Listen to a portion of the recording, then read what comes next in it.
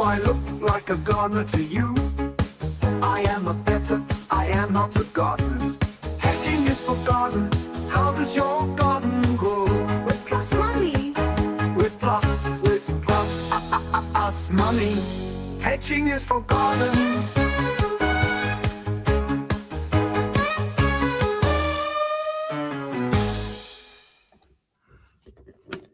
Oh, welcome to Betting Weekly Live, everyone, with Steve Wyss and Nigel Seeley, the king of hedging. When was the last time you actually hedged a genuine bet, Nigel? Oh, I don't know. It would have been on. I've got no idea.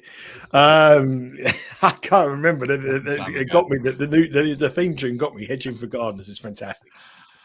Andy Smith, welcoming Dave Clark. Finally, some football on. We are set for an unbelievable international window. Fantastic UEFA Nations League. You're picking it up. Soccer action.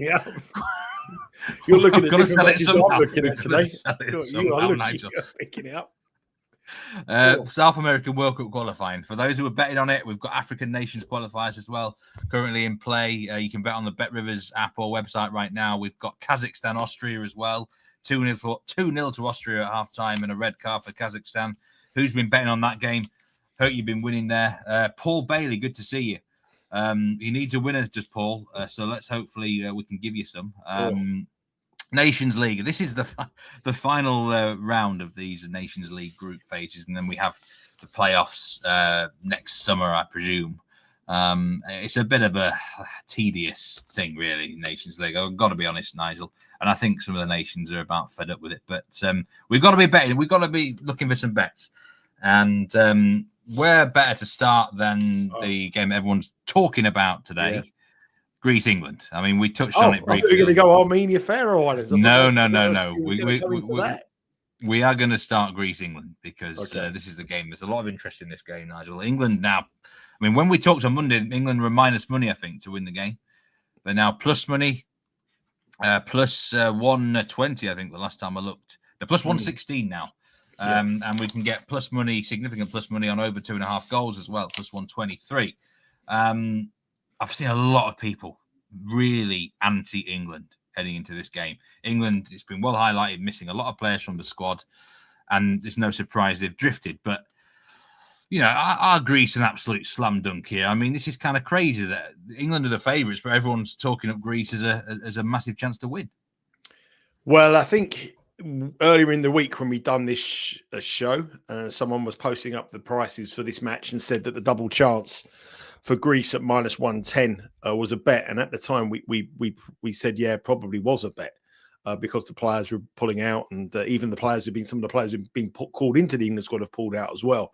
So that was the time, probably was right there. Now I'm not so sure whether the prices, the England price is becoming a little bit of value. Now, I'm not saying that because I'm an Englishman. I'm not saying that because I'm somebody who follows England, which I do.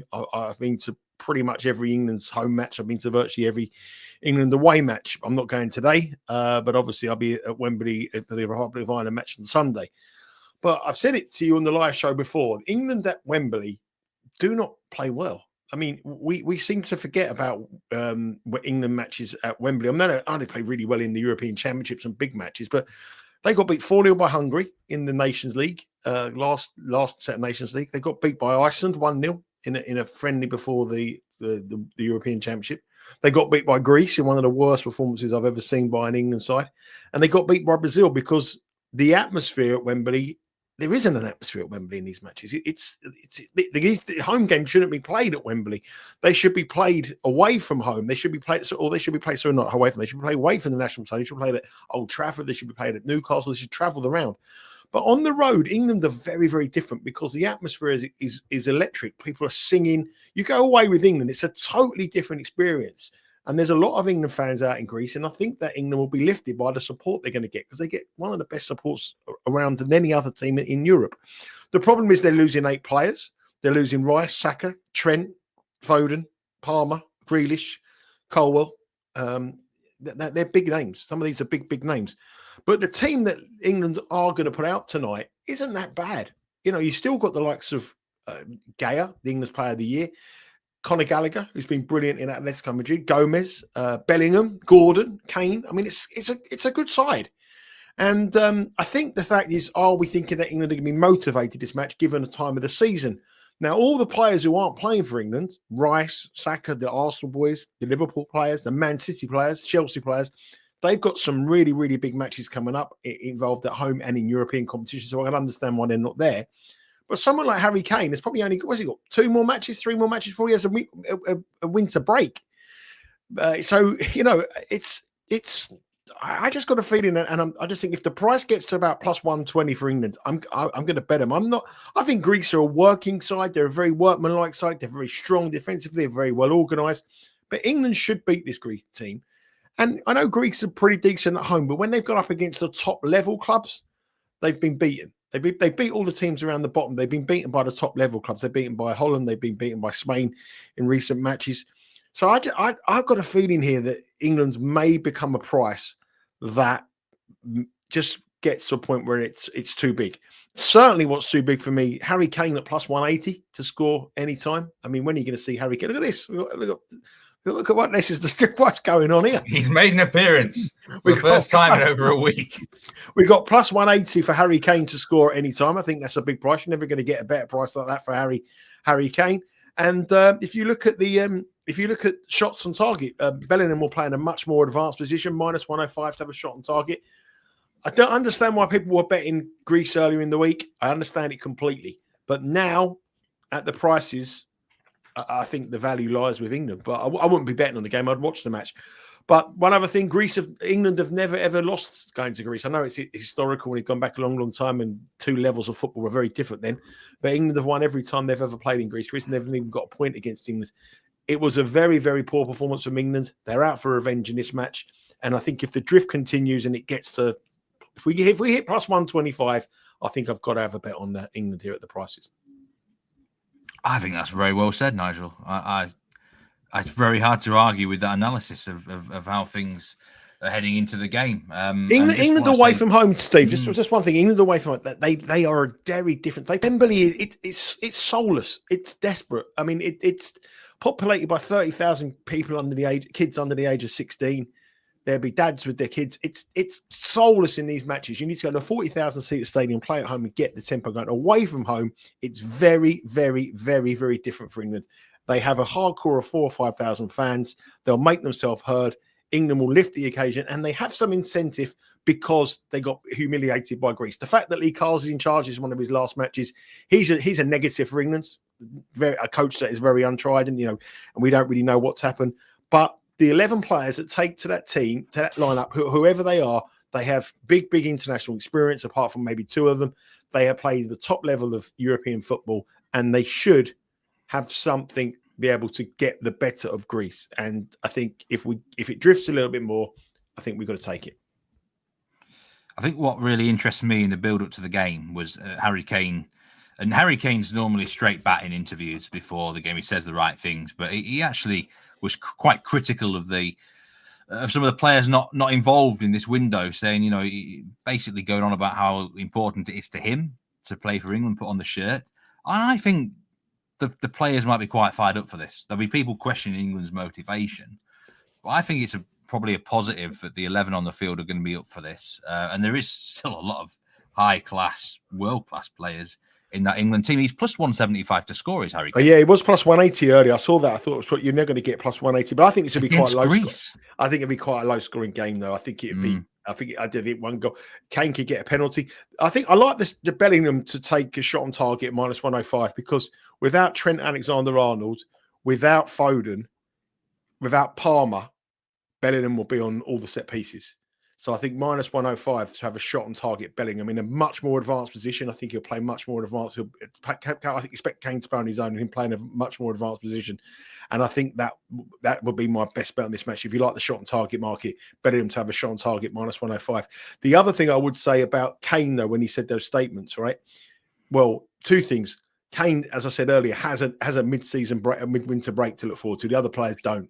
And the other thing about Harry Kane is he's gone into the last 2 major tournaments unfit, and not. He wasn't fit in the last European Championships. He wasn't fit in the World Cup in Qatar, and he wasn't fit in the Euros when we played him over here. And maybe if he took a break during the season and just didn't play in some of these meaningless friendlies, we might go into, or England might go into a tournament with our best players fit. So I can agree with what he's saying, but I also think from his point of view, at his age, he's so important to England, and he's never gone into a major championships at the top of his game because he's overplayed. That's very true.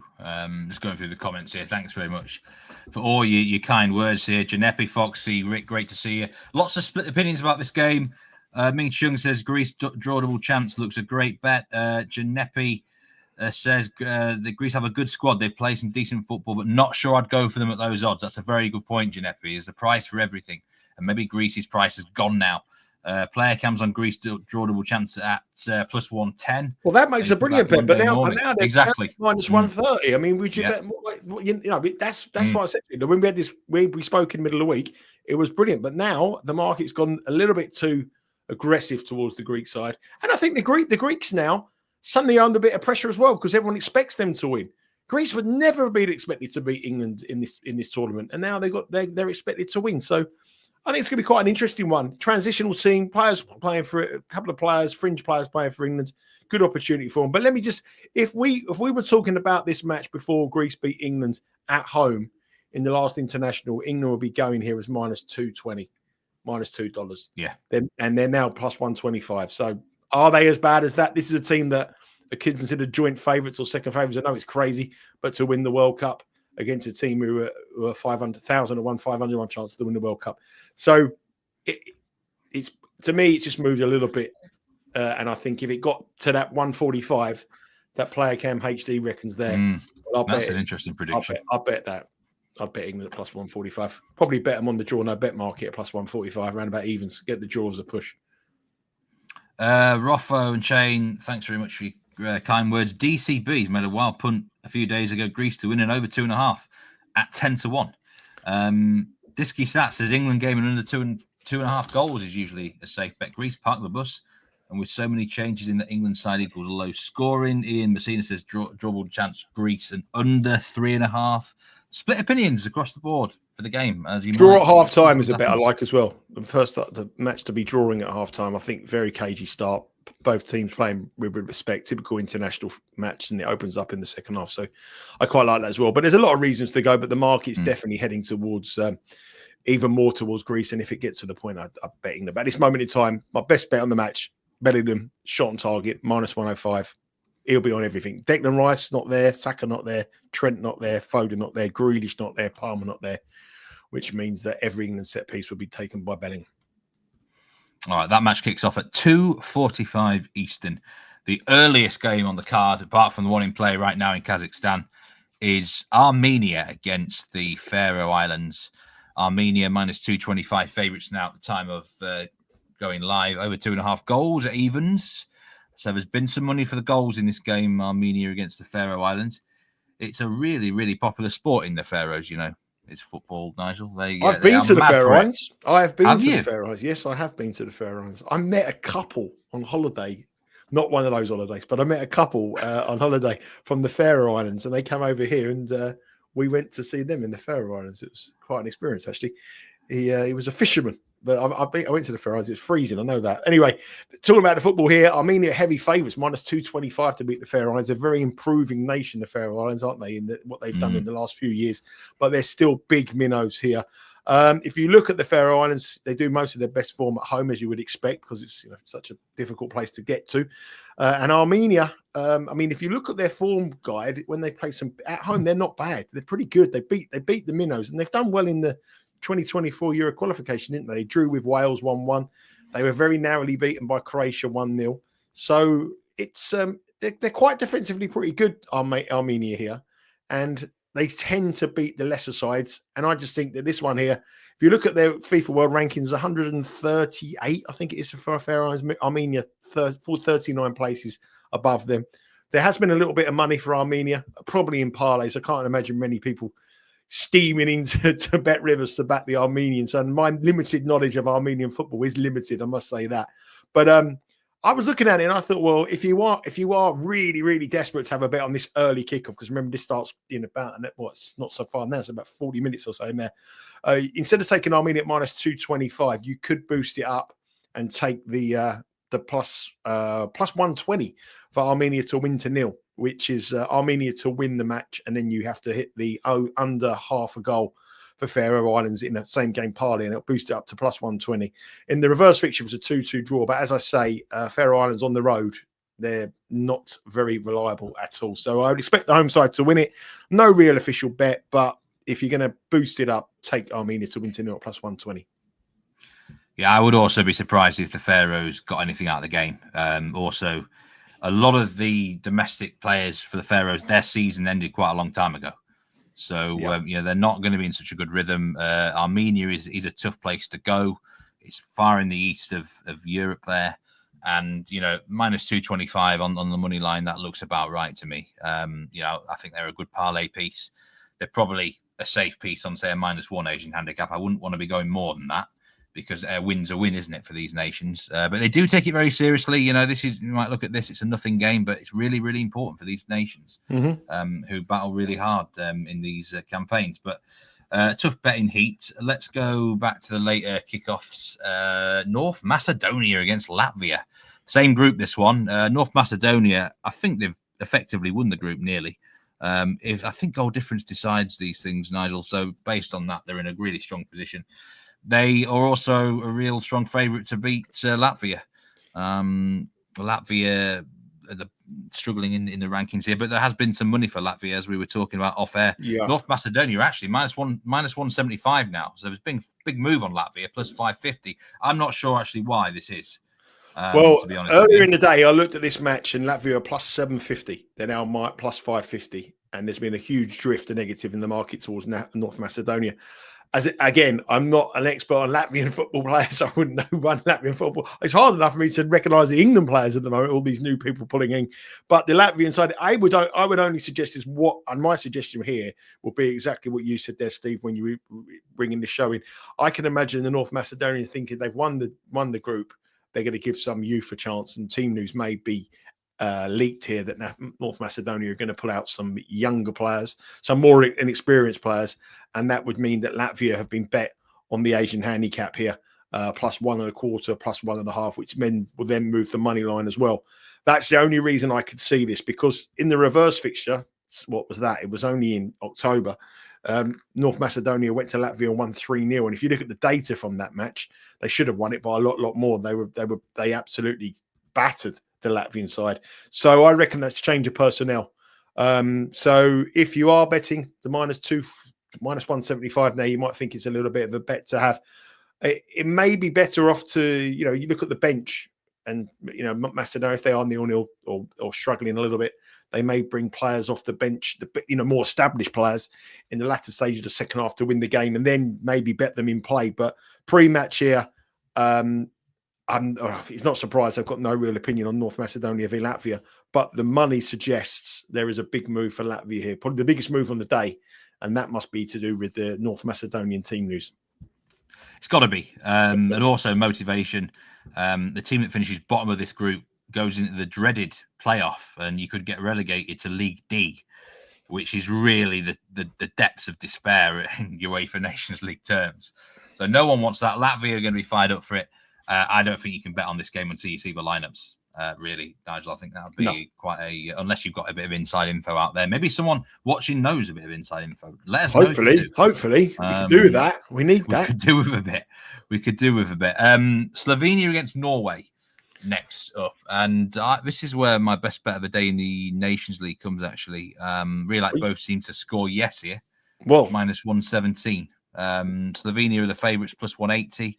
Norway plus 160 now. There's been a bit of a drift on Norway.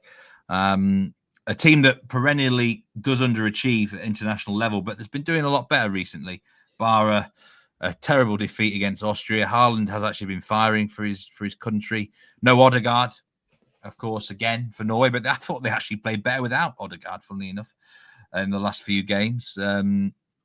In terms of the group, we've got 3 teams on 7 points: Norway, Austria, Slovenia. It's really important. Norway are a team that are desperate as a nation to qualify for a major tournament. It's not happened for a long time. And one of the ways in, this Nations League is really important to these teams because it's a sort of a last chance saloon that they can be given later on in the qualifying. So I think both teams are going to be well up for this. Why do I like both teams to score? Yes, because I think there is some strong offensive players. And we've got Haaland, obviously, for Norway, and Norway's main weapons are usually in that final third. Sesko for Slovenia. But I don't really trust either defense.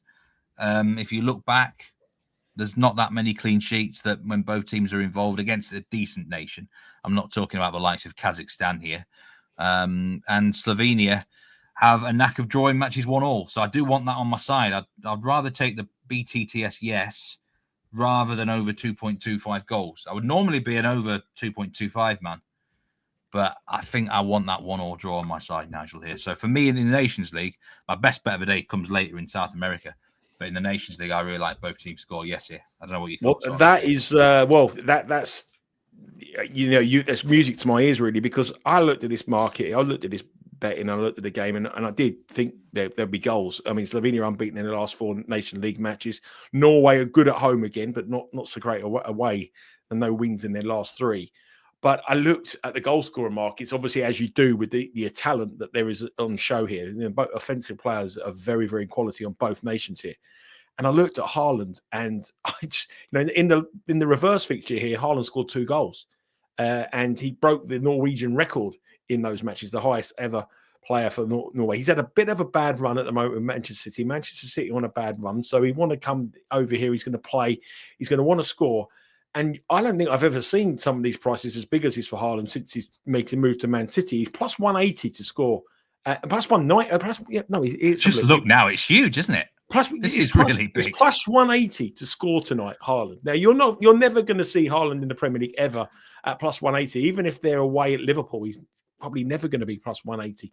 But even if you look at some of the derivative markets in this market, you've got 9-1 Haaland to score 2 goals, at least 2 goals. Now you'll never see that.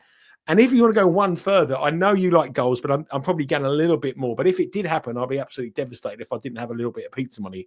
But you can get 55-1 on Haaland to score a hat-trick tonight. 55-1. Now, this is the best centre-forward in the world, up against the weak side, which nation needs to score. Defensively, both sides have got frailties.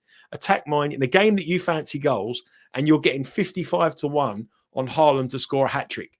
Now, I don't know about you, but just those prices about Haaland. If he's in the mood tonight, you've seen him I saw him tear Arsenal apart on his own in the Premier League last season at the Etihad. If he fancies it tonight and he's up for the task and he wants to, and he's had a bad time, to get plus 180 him score is massive. To get 90 him score 2 is huge, and to get 55-1 on him scoring a hat trick is humongous. So I'm going in on Haaland. I mean, I've done it before in the Premier League show. I've been taking like minus 120 on him and things like that to score. But to see prices of plus 180 on Haaland tonight in a game that looks like it's got goals. I mean, Harry Kane is the same price as Haaland to score in a game that you wouldn't really expect goals. Kane. You wouldn't really expect goals.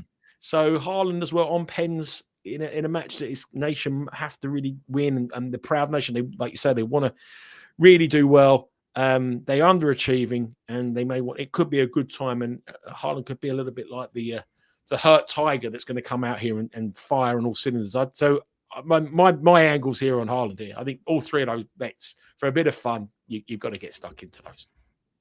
Yeah, I mean he's obviously plus 180 to score, plus 900 to score 2 or more. I mean it's a massive jump to the hat trick price. Huge jump, 55-1 for the hat trick. From there, that's just, I mean, just if you're going to bet him to score 1, you might as well, have a quarter of your stake of the. If you're betting, say, $20 on him to score at any time, have $5 on to score 2, and have $2 to score a hat trick. So you sort of hedge yourself on 3. So to plan it, 1/10 of your unit stake on him to score first for the hat trick, and maybe a quarter of your unit stake for him to score 2.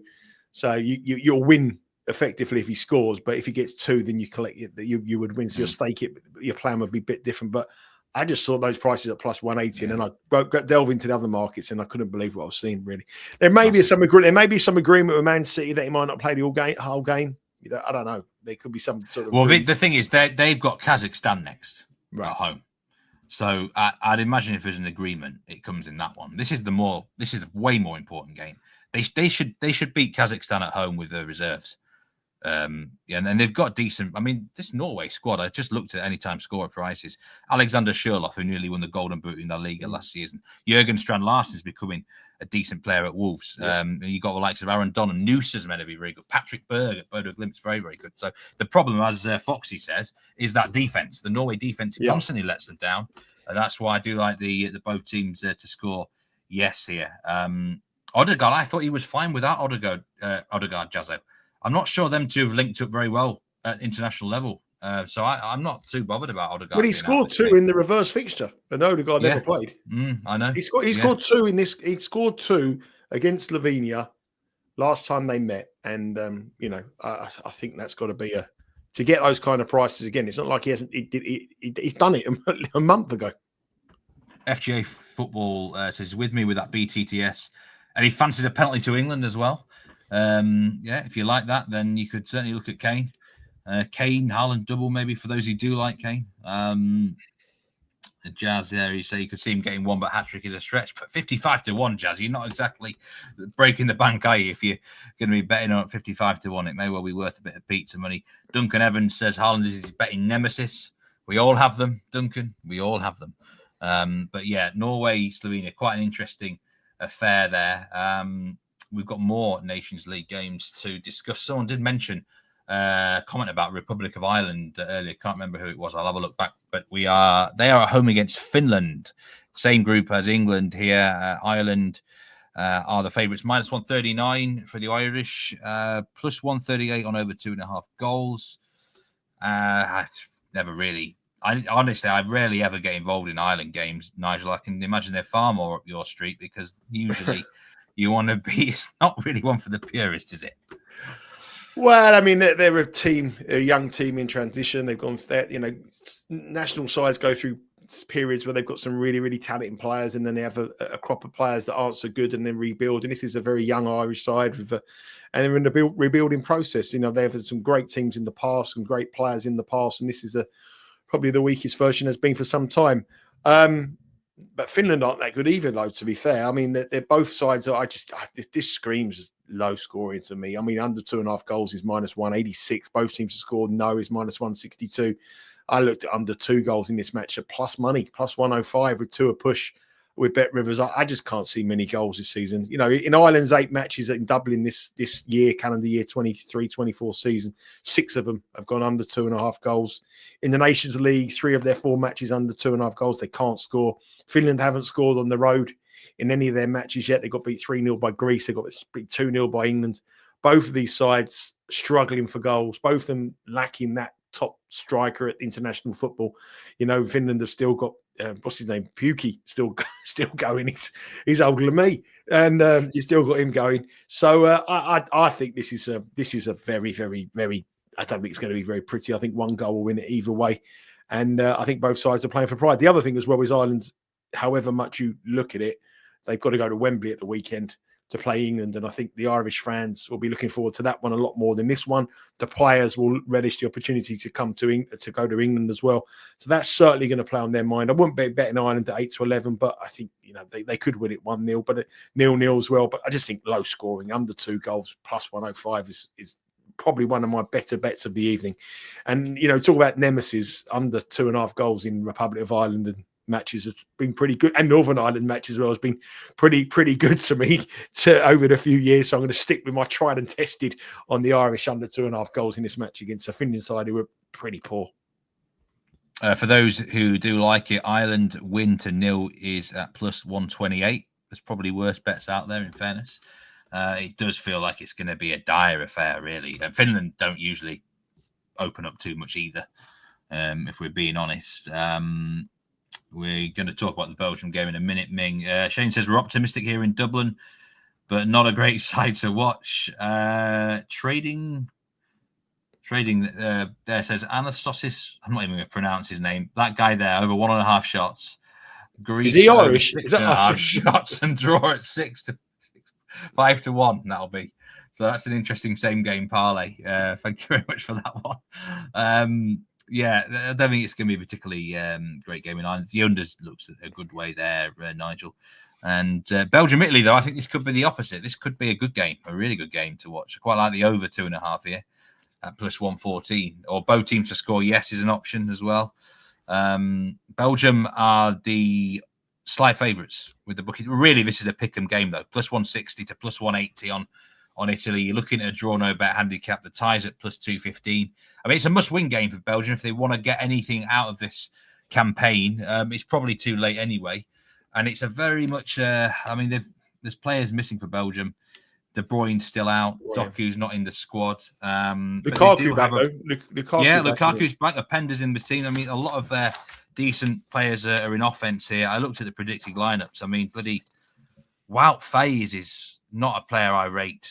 Sideshow bloody Bob, isn't he? The way he looks. But I mean, I think he's a terrible defender. How he can start for Belgium is beyond me. There's always a mistake in him. And Italy doesn't. I mean, Italy have got a lot of momentum, but there was a suggestion there: Belgium win and both teams score from Ming Chun. I don't know what you think about that one, Nigel.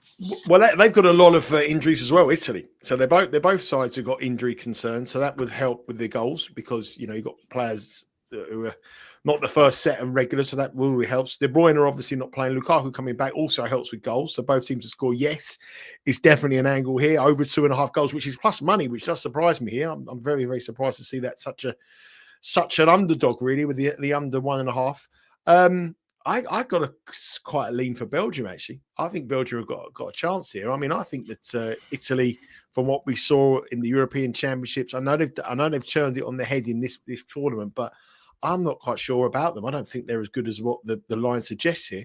The Belgium have been dreadful in this Nations campaign. Obviously, beaten by France twice. Drew with Italy though over there. And defensively, they've been a shambles. Conceded 2 goals in every single one of their matches. But I just got a feeling they might get something from this game. I was leaning towards Belgium on the draw no bet market, and also Italy are probably going to have one eye on that big match, which will decide the group in the final fixtures on Sunday when they host France, which is a massive match at the top of this group. So I'm just leaning towards Belgium. I think Lukaku coming back gives them a bit of an edge. I know there's no De Bruyne and Doku, but the injuries to Italy as well. The Calafiori is still out. Other key players are out as well. So, yeah, slightly edging it towards Belgium, only slightly, but I'm probably going to go with you, actually, on the over 2.5 goals here at plus money. Yeah, I think that's actually a better than both teams score, yes, because of the price difference. Minus 125 for BTTS, yes. And I don't think, I mean, a 1-1 draw doesn't do really anyone any good here because France are more than likely to beat Israel. So a draw doesn't really help Italy at all. And Belgium, I mean, they've got to win to have any chance of anything out of this group. So over 2.5. I mean, they've just met, didn't they, recently? 2-2 draw, wasn't it, in Italy? Yep. So, and I think we're going to see a similar sort of game. There's enough offensive players on the field. I think over 2.5 plus 114 looks good to me. And yeah, maybe this might be a good spot for Belgium. They've got nothing to lose. The Italians were 1-0 up in that match after literally a first minute, and then they went 2-0 up early, and then before half time they got sending off as someone pointed out there, and then Belgium came back in the game. But I'm still not convinced by the Italians. So you've got to remember how bad they were in the European Championships. They were awful, Italy, absolutely awful. So I've got a feeling that this might be a little bit closer than those odds suggest, and I'm leaning towards them. But I do like your goal bet, definitely. Foxy asks what are the prices for Moyes Keane shot on target, minus 136, but over 0.5 shots on target. Moyes Keane been on fire for some weeks, says Foxy. But yeah, it's really important for. I think a win is well worth its weight in gold for both sides because the final Nations League game for us to talk about, France Israel. I mean, I still can't believe Israel are in League A of the Nations League. Won't be for long, mate. Won't be for long. There we are. Fair play from the get me, but I mean, minus 1115 is the price is France. I mean, they're a huge favourite in this game. The Asian handicap line is minus 2.5 at minus 103. I mean, over goal line over 3.5 is minus 115. That's really for Nations League A. That is ridiculously a high goal line. But I mean, the expectation is that France win and win well. But I mean, I think you've got to, from my perspective, you've got to look at the lineups here for France. The more important game is by far the next fixture on the calendar in Italy. So they're going to be looking ahead to that. This is a great chance for Didier Deschamps to give minutes to players who could do with some international experience and stuff. So I think the lineups are really important here. I'm not interested in France on the handicap because I think they're just happy to win. But that's how I see it. You've got an interesting angle. Well, there's no Mbappe, is there? And they're still minus 1,115 without their main man and arguably one of the best players in the world. So that shows you the task that Israel have here. Hopefully, we're talking about what's happening on the pitch rather than off the pitch for this match, which I think is going to probably be an issue for the way the game is played, and certainly what this terrible scenes we saw in Amsterdam with in the Europa League with the Haifa side playing over it against Ajax. But on the pitch here, I got a feeling that France may just go through the motions. I got a feeling they'll get 1-up, 2-0 up, and then make wholesale changes and sit on the result and go into that final match against Italy and try to beat them and win the group. I think you should all you have to do is win this match. Doesn't matter if it's 5, 6, 7, just win the match. And that could be a little bit complacency at the back because the French teams in this tournament have been quite complacent. They went to Israel, or they went over to play Israel, and they got beat 4-1. France won 4-1, Israel lost 4-1. They conceded in that much. They conceded against Belgium. They conceded against Italy. And in Israel matches, they've scored in every single match they played against some very, very good opposition in this tournament. So they do have goals in them. So I was looking at both teams to score yes at minus 117 pre-match. I think that could potentially be a little bit of interest. But I do think here that this match will be an in-play bet. I think if the game is 2-0, 2-1, France at half-time, or say 2-0 at France at half-time, I'll be looking to oppose France in the second half, getting with Israel plus 1 goal for the second half, going under on the goals, because I just feel that France will just get the job done and then head off to Italy for a big, big match on Sunday. That's the priority. This isn't the priority. That's massively, yeah. Israel, as you said, they have a knack of scoring a goal, actually. I suppose they might as well have a go. There's nothing to lose for them. They know the eyes on them from not just a footballing stage, but a world stage. Just looking at some comments about Belgium here, and I think I agree with the majority that Italy are overall probably better if we're ranking them with everyone's at full strength.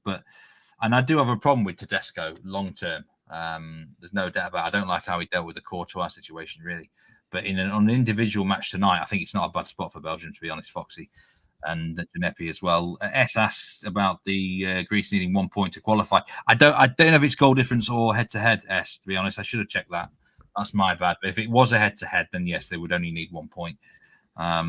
Foxy said, and Kunku, anytime scored, Barcola doesn't play. Yeah, you got to check the lineups. Wait till you see those lineups, and I think and work out which of the France players are going to be hungry. Some will be more hungry than others. Simple as that. That's the way the French operate. Okay, we're going to be talking about the tennis match before we go, but we've got World Cup qualifying South America. 3 matches. We've got Venezuela, Brazil, Paraguay, Argentina, Ecuador, Bolivia, and this is really unusual for me, but I love the under in all 3 games. Oh, this is perfect. This is perfect. Love it. This is unbelievable. This is great. For parlay with the 3 of them with Ireland. Perfect. And I've just actually done the parlay. Under 2.5 goals in the Brazil and Argentina game, along with under 3.5 in the Bolivia match. That pays plus 262. And I think you could do an awful lot worse than that. But where do we start? Let's start with Brazil. And at times I've called this Brazil side the worst Brazil I've ever seen in my lifetime. Even worse than Alan. Oh man, on a footballing scale, I think they were terrible in the last 12 months. But they've shown signs of recovery recently, and they really should go to Venezuela and win. But they've actually won the last 6 visits to Venezuela. A Venezuelan side who at one point looked good to qualify. I think they've never qualified for a World Cup before, Nigel. And but I think the pressure's been getting to them. They're winless in 6 games. But the under has to be the bet here because if you just look at it, Venezuela have only conceded 1 home goal in qualifying to Argentina, but they've only scored 3 goals in their last 6. Goal difference is important to them if we look at the table. So if they lose, they only want to lose by 1. A draw probably would kind of suit both teams, but I think Brazil need to show that they're kind of back a bit. And I think the one player to watch out for here is Vinicius Jr. I think he might want to prove a point after missing out on the Ballon d'Or. He is plus 170 to score any time. That would be my goal scorer bet if I was to take any in South America. But it's got to be under 2.25 Asian goals, minus 120. You're still cashing at least a half winner if there's 2 goals scored. Exactly. But I think you're looking at 0-1 or 0-2 to Brazil. But because Venezuela might park the bus, then the 0-0 detector is in operation. Paraguay, Argentina. I mean, these stats, you will love these, Nigel. Paraguay, 9 of their 10 qualifying games have gone under 1.5 goals.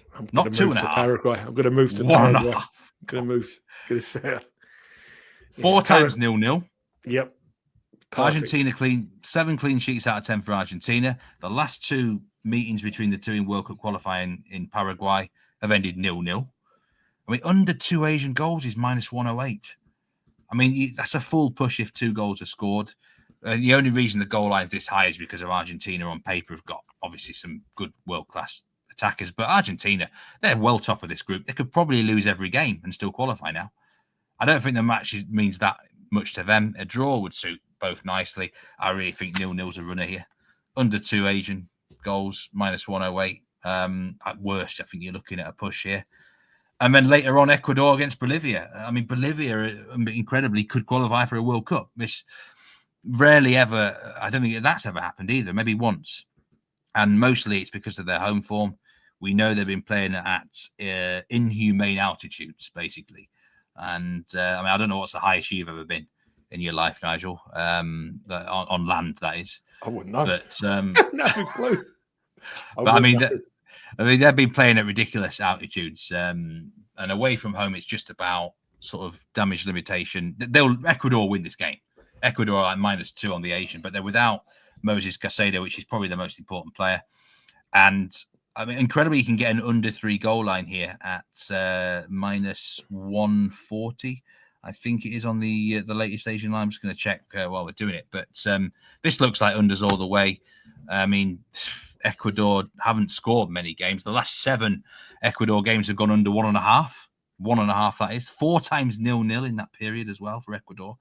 They are struggling to hit the back of the net. This is a chance to rebound. But I really am surprised the goal line's that high. There's a presumption that Bolivia will just come here and have their tummies tickled like they did against Argentina 6-0. I don't think it's going to be that way. I think Ecuador probably win 2-0, 2-0, 3-0 absolute max. And again, it's got to be unders territory.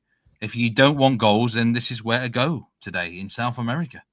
I won't be watching. It'll be fast kit, but hope fast asleep. Hopefully, I can wake up to 3-0. That'd be music to my ears. It'd be lovely, lovely, lovely. I like them, though. I like them. I mean, I suppose I've got to give a best bet, and I think the best bet of the 3 would have to be the Paraguay Argentina under 2, just because I think it really does suit both. With the other 2 games, there's always a danger. Bolivia could be awful, or Brazil might want to prove a point. But that Paraguay Argentina, that looks like 0-0 all the way to me. But yeah, 3 unders there. I'll be looking at. Just to finish off the show, we have been talking about ATP Tour Finals in Turin this week, and I've got completely the wrong graphic up there. But that's right.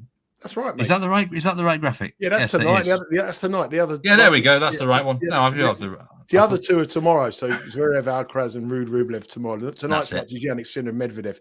I mean, this is a difficult one, Jannik Sinner, Medvedev. I mean, when these 2 players first started out, Medvedev beat Sinner every time they went to the court. I think he won 5 of the first 6 meetings between the 2 of them. And then in recent times, it's been Sinner that's won the last 6. So Sinner's definitely got to know how to play Medvedev, and Medvedev needs to change it up to beat Sinner. So, but the head-to-head is actually 7 wins apiece. So it's very, very close in the head-to-heads. But it's a real bizarre head-to-head record because Medvedev won every single early one and Sinner's won every single late one. Quite difficult, this one now, because there's certain permutations. This is the last match of the group this evening. Taylor Fritz has just beaten Alex de Minaur, which means that if Medvedev wins 2 sets to love, then he will qualify. So 2 sets to love, Medvedev goes through to the next round. And if Sinner just gets a set, doesn't have to win, just wins 1 set, Medvedev is out. So my advice here is, if you think Medvedev is going to win, I don't particularly think Medvedev will win, but if you think he's going to win, he's plus 375 to win. He's plus $8 to win 2-0. He's got to win 2-0. If it goes 1 set all, then you know he's out, and his motivation. He's not the kind of player that's going to put it in if he doesn't have to. He downed tools in the first match of the tournament against Taylor Fritz. He gave up completely and was very petulant. Would he just walk off if he lost a set? He wouldn't walk off. He would just showboat. He wouldn't really. If it went 1 set all, then I think Sinner would win easily. Very similar to the match we saw today, where Alex de Minaur needed to win 2 sets to love. It went 1 set all, and de Minaur knew he was out, and Fritz won the final set. So really, if this goes 1 all, I think Sinner will win 2 sets to 1. But if you're going to bet Medvedev and you think Medvedev has got a chance, my advice to you would be not bet him on the money line. Take the 2-0, because that is what he needs to qualify. And if it went 1-0, I don't think he'll be up for the challenge. I personally wouldn't have a bet on it. I think Sinner's got motivation because he's Italian, playing in Italy. He's in front of his home crowd. He had the opportunity last year to more or less lose a match, to dump Djokovic out, and he didn't do it. And he's not that kind of player. I expect a good performance with it. But all I'm saying is, if anybody fancies Medvedev tonight to win this match, which I know many of you won't, don't bet him to win the match at plus 375. Bet the $8 on him to win 2-0. What is your actual prediction for the match, Nigel? I'll be watching the football. I've got no interest in this match. You're going to be watching the Republic of Ireland. I'll be watching England beating Greece with Harry Kane and Jude Bellingham scoring a 2-0 win. Sinner's going to smoke him 2-0, says Player Cam. Who wins, Jake Paul versus Mike Tyson? It's an interesting question. Do you know what? It's quite funny. When the fight come out, when it was first announced, I sent I sent the odds out I said to friends of mine who are experts, betting experts, sports betting experts. I said, how would you bet the fight? And I had the most differing opinions of this fight than I've ever seen in my life. One guy went minus $5 Mike Tyson. One guy went minus $5 Jake Paul. It was like the opinion. My thing is, it's like absolute scripted. That thing there, the Trading Pony said, there's absolute scripted. When things are scripted, and there's a lot of money. People are paying $2 million for the ringside package here. $2 million. They get 10 tickets. Have a look at it or go on Twitter or go on Google what the ringside is. $2 million. Have a look. This is a YouTuber against a 58-year-old. And people are paying $2 million. So there's money for it. It's crazy. It's sold out. The pay-per-view in Netflix is unbelievable. If they do it once, they'll do it again. So I always think the draw's the bet at 11 to 1. Because I think you can trade out the draw. When what's his Fury's brother? What's the kid's name? Tyson Fury's brother. What's his name? Oh, Tommy Fury. He fought one of these YouTubers, and the draw went down to like minus 270 in running. The draw is always trading a price. So take the 11 to 1 or 10 to 1 the draw now, and trade out of it as the fight goes on, because that is the only way you make money. And it wouldn't surprise me to see a draw. If it's a close fight, let's do it all again. Let's get a load of money and we'll see how we go. But I mean, come on, there's a lot of sport going on this weekend. Jake Paul against. I want to see the one that we want to see is the YouTuber Steve Wyss up against the 58-year-old Simon Holden. That or 55. That will be proper pay-per-view. That will be the fight that we want to see next year. YouTuber Steve Wyss. Simon Holden, the Earl of Cardigan. That'll be great. Well, battle of two Yorkshire. Oh, that will be Yorkshire Rose, the Yorkshire Rose, the battle of the Roses. Just going back to the Sinner game, 88% of the tickets are on Sinner. There's been a significant 4-figure bet on Medvedev to win at least 1 set at plus 123. Yeah.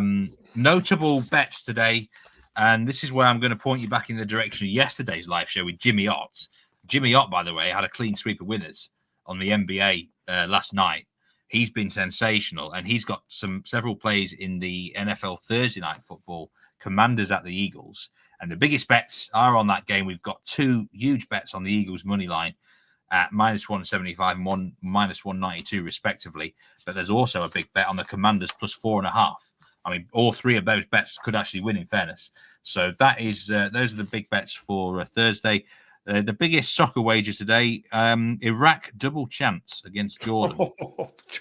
Minus, that match might have been played already. Where did Iraq double chance v Jordan? Oh my, what's going on here? Player prop Bradley Barcola under 3.5 shots is the biggest player prop bet against 35 Israel. minutes in, Iraq, Jordan 0-0. 0-0. Oh my goodness me! Well, yeah, it stays 0-0. That particular bettor is very, very happy. But and there was some bets from the producer Troy there, which came up on screen in the basketball NCAA plays. I don't know if that's a house special. That might be a house special on Bet Rivers. Sometimes that is the case. But yeah, thanks very much everyone for joining in. What an interesting show this has been, Nigel. Best bet of the day from you.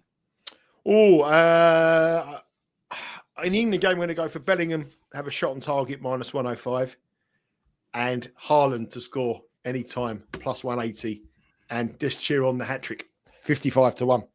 You've got to be in it to win it. We can't just be giving these minus money shots on target bets. We got to have a collective bet that we can all cheer, and Haaland to score 2 or more goals, and the hat trick is to cheer tonight.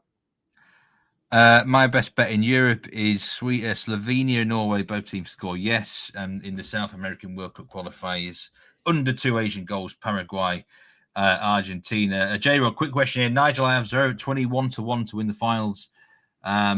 If he plays Sinner, are you looking at hedging? Did you hear the theme tune, J-Rod?